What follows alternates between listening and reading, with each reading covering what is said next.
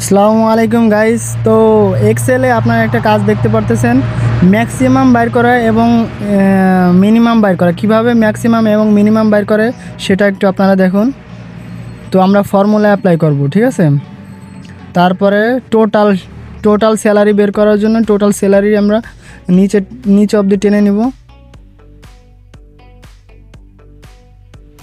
এইটা প্রেস করে এখন আমরা ইন্টার প্রেস করব। দেখেন আপনারা বের হয়ে গেছে ম্যাক্সিমাম। এখন মিনিমাম কিভাবে বের করবেন আপনারা একটু সেটা দেখুন।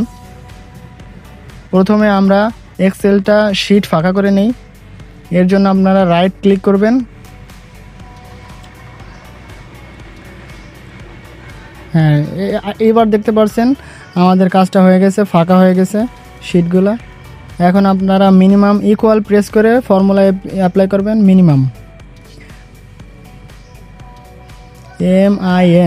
মিনিমাম, এই যে ফর্মুলাটা এইটাই ক্লিক করবেন এবং টোটাল স্যালারিটায় আপনারা ক্লিক করে অল সিলেক্ট করবেন, ঠিক আছে।